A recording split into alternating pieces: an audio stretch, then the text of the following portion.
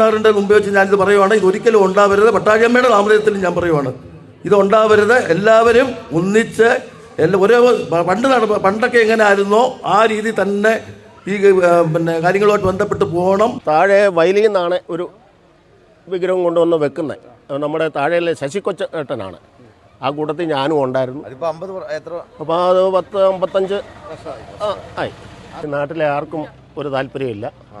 ഇത് ആർക്കും ഒരു ബുദ്ധിമുട്ടില്ലാത്ത ഒരു അയ്യപ്പനാറാണ്. എല്ലാ ജാതി ആൾക്കാർക്കും ഒരു അനുഗ്രഹത്തിൻ്റെ ഇതാണ്.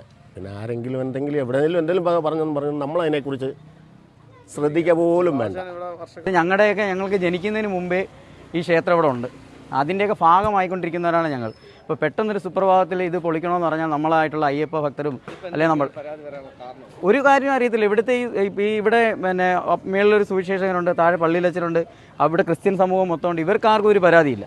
തൊട്ടിപ്പുറത്തുള്ള രാഗി എന്തിൻ്റെ പേരാണ്, വ്യക്തിപൈരാഗ്യമാണ്. എന്നാൽ ഈ സ്കൂളുണ്ട്, ഇവിടുത്തെ നാനാഭാഗം ആൾക്കാർ ഇവിടെ ഉണ്ട്. ഇവിടെ എന്തിനീ പരാതി പറഞ്ഞു എന്നുള്ളത് ഇവിടുത്തെ ആർക്കും അറിയത്തില്ല. ഇപ്പോൾ പഞ്ചായത്തിൽ ഇങ്ങനെ ഒരു പരാതി വന്നപ്പോൾ നമ്മൾ തന്നെ ഞെട്ടിപ്പോയി. എന്തിനിങ്ങനെ ഒരു കാരണം പറയുന്നത്? അയാളൊന്നും അവർക്ക് വണ്ടി തിരിയുന്നില്ല. ഇവിടെ 12 വീല് വണ്ടിയും കാഷ്യൂ ഫാക്ടറിയിലെ വണ്ടി, ഗോഡൗണിൽ പോകുന്ന എല്ലാ വണ്ടികളും തിരിഞ്ഞുകൊണ്ടിരിക്കുന്ന സ്ഥലമാണ്.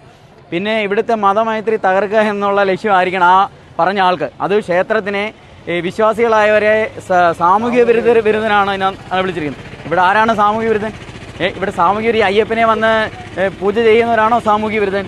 സാമൂഹിക വിരുദ്ധൻ എന്ന് പറഞ്ഞാൽ അങ്ങനെ നമ്മളെ അതായത് അയ്യപ്പനവരുമായിട്ട് ബന്ധപ്പെട്ട എല്ലാവരെയും അടച്ചാക്ഷേപിച്ചാണ് സാമൂഹിക വിരുദ്ധൻ എന്ന് പറഞ്ഞിരിക്കുന്നത്. നമ്മൾ അതിൻ്റെ പേരിലാണ് ഈ ക്ഷേത്രം പൊളിക്കണമെന്ന് പറഞ്ഞിട്ട് ഇങ്ങനെ ഒരു ഭക്തജന സംഗമം ഇവിടെ കൂടാൻ കാരണം നമ്മളെല്ലാവിധ ആൾക്കാരെയും വിളിച്ചിട്ടുണ്ട്. ഇവിടെ ക്രിസ്ത്യാനികളുണ്ടായിരുന്നു, ബാക്കി മതപണ്ഡിതൻ തോമസ് സാറ് മുൻ പഞ്ചായത്ത് പ്രസിഡന്റ് കൂടെയാണ്. സാറിൻ്റെ വാക്കുകൾ ഇവിടെ കേട്ടതാണ്. ഇവർക്ക് ആർക്കും ഇല്ലാത്തൊരു പരാതി എങ്ങനെ വന്നു? നമുക്കിവിടെ ഈ നാടിൻ്റെ ശാന്തിയും സമാധാനവും നിലനിർത്തി പോകണം. നമുക്ക് ഇവിടെ ഒരു പ്രകോപനപരമായി ഒന്നുമില്ല. നമ്മൾക്ക് ഇപ്പം നമ്മുടെ ആവശ്യം എന്ന് പറഞ്ഞാൽ ഇതിനു മുമ്പ് ഈ പുള്ളി ചെയ്ത ഏറ്റവും വലിയ കാര്യം എന്ന് പറഞ്ഞാൽ ഇവിടെ നിന്ന് പൂജാ സാധനങ്ങളെല്ലാം കച്ചവടം ചെയ്തുകൊണ്ടിരുന്നത്. വർഷങ്ങളുകൊണ്ട് ഞങ്ങൾ അവിടെ നിന്നാണ് പരാതിക്കാരൻ തിരിയും കർപ്പൂരം എല്ലാം മേടിച്ച് അത് അവിടുന്ന് വാരി വെളിയിലിട്ട് കത്തിച്ചു. അങ്ങനെ ഒരു വലിയൊരു ഇത് വർഷങ്ങൾ കൊണ്ട് ഇതിൻ്റെ പിന്നിൽ അപ്പോൾ ഇതിൻ്റെ പിന്നിൽ ഇങ്ങനെയൊക്കെ ഗൂഢാലോചന ഉണ്ടെന്നൊന്നും നമുക്കറിയത്തില്ല. പക്ഷേ ഇത് ആ പുള്ളിയും അവരുടെ വീട്ടുകാരെല്ലാം ഇതിന് മുമ്പ് ഇവിടെ സഹകരിച്ചുകൊണ്ടിരുന്നവരാണ്. ഈ ക്ഷേത്രമായിട്ട് ബന്ധപ്പെട്ട് അവിടെ നിന്നാണ് സാധനങ്ങൾ വാങ്ങിച്ചുകൊണ്ടിരുന്നത്. ഈ പറയുന്ന എല്ലാ ഹിന്ദുക്കളും അവിടെ പോയാണ് സാധനങ്ങൾ വാങ്ങിച്ചുകൊണ്ടിരുന്നത്, ഇപ്പോഴും വാങ്ങിക്കുന്നുണ്ട്. പിന്നെ പുള്ളി എന്തുകൊണ്ട് ഇത്ര പെട്ടെന്ന് ഇങ്ങനൊരു ഇത് വന്ന് ഇങ്ങനെ പഞ്ചായത്തിലും കളക്ടറിലൊക്കെ ഒരു പരാതി കൊടുക്കണമെന്നുണ്ടെങ്കിൽ അറിയത്തില്ല. പരാതിക്കാരൻ ജനിക്കുന്നതിന് മുമ്പേ ഈ ക്ഷേത്രം ഇവിടെ നിലനിൽക്കുന്നു. അതാണ് ഇതിനകത്ത് ഏറ്റവും വലിയ കാര്യം. പരാതിക്കാരൻ ജനിക്കുന്നതിന് മുമ്പ്, അത് പരാതിക്കാരൻ അച്ഛനറിയാം. അപ്പോൾ പരാതിക്കാരൻ ജനിക്കുന്നതിന് മുമ്പ് ഈ ക്ഷേത്രം ഇവിടെ ഉണ്ടാകും. അപ്പോൾ ഞങ്ങളൊക്കെ മരിച്ചിട്ട് അല്ലെങ്കിൽ ഞങ്ങളുടെ തലമുറ മരിച്ചിട്ട് നമുക്കിത് പൊളിക്കാൻ ഞങ്ങൾ സമ്മതിക്കത്തുള്ളൂ.